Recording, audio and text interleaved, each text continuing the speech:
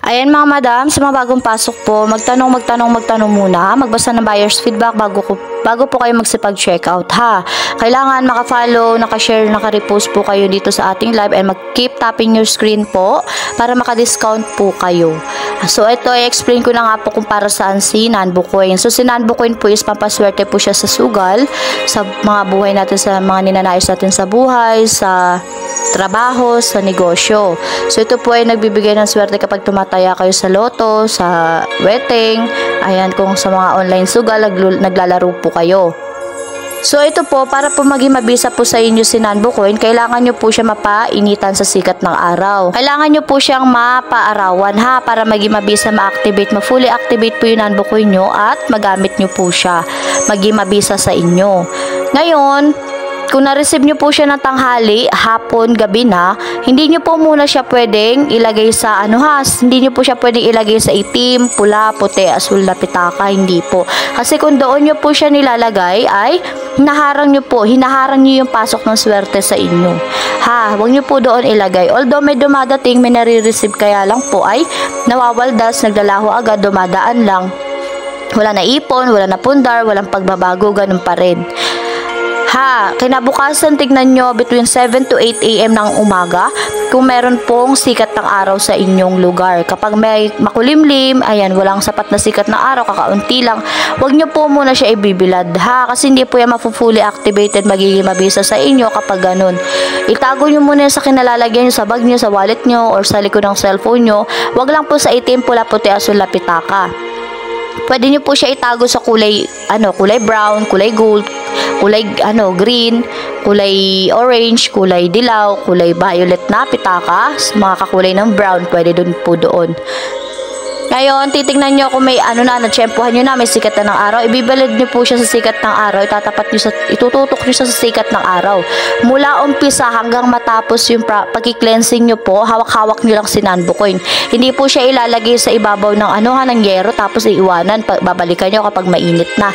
Hindi rin po ipapatong sa ibabaw ng sinaing kapag para uminit agad, mabilis uminit, hindi po. Kailangan po niya makareceive ng positive energy galing po sa sikat ng araw. Sa umaga lang po, between 7 to 8 AM. Fresh from sunrise po ha, hindi po sa tanghali, hindi po sa hapon.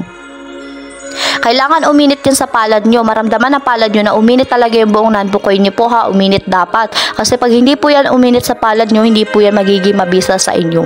Nakapatong po siya sa palad nyo sa may bandang receiving hand.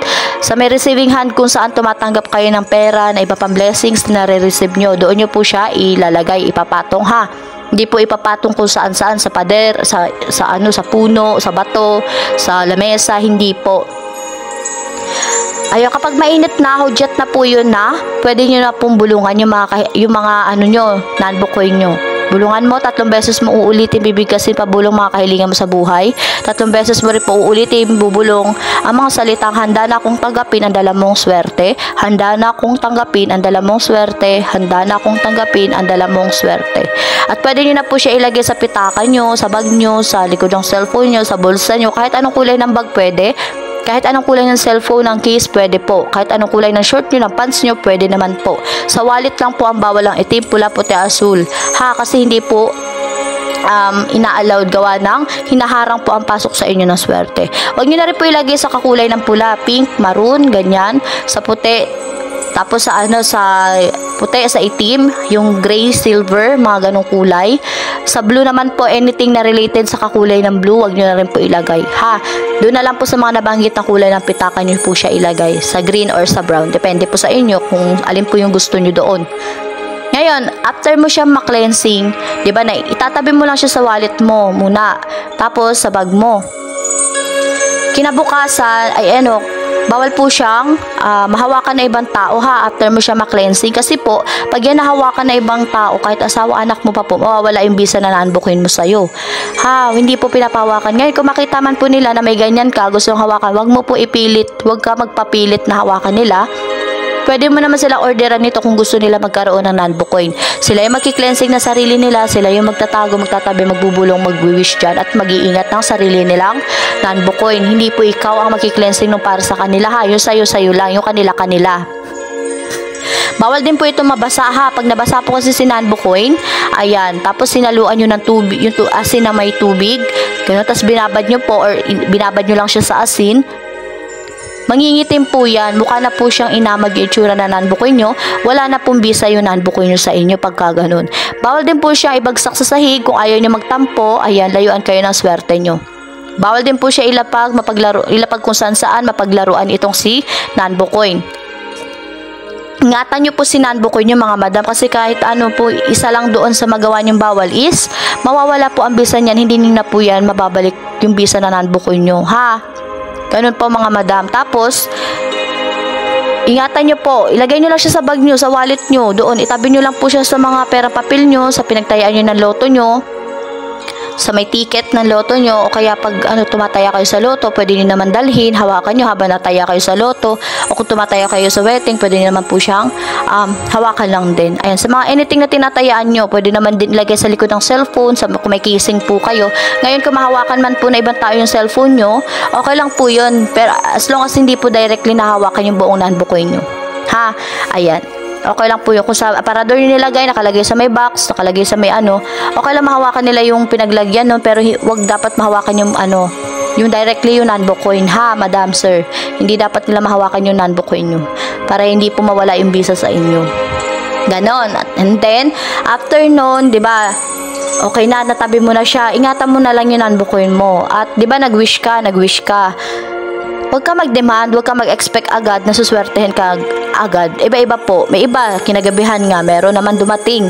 Ayan, kinabukasan, mga sumunod na araw. Pero sa experience ko kasi, nung nagkaroon ako ng Nanbo Coin, after ko mag-cleansing, syempre, nag-demand na ako, nag-expect na ako na sana dumating na yung swerte sa akin, ganyan. Wag po tayong gano'n kasi the more na nag-expect tayo, nagde-demand tayo, doon po siya hindi dumadating. Hayaan lang po natin.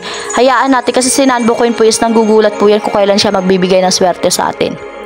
Di nung nag-expect ako, ganyan na, the more na nag-expect, the more na hindi siya dumadating. Hinayaan ko. Tapos, mga ilang araw lumipas, bigla may dumating na unexpected blessings. Tapos, syempre, mapapaisip ka, diba? Hala, legit ba to? Ganyan, mapapatanong ko sa isip mo. Tapos sasabihin, ay, oo nga pala, meron nga pala akong Nanbo Coin. Tapos doon ka papasok na,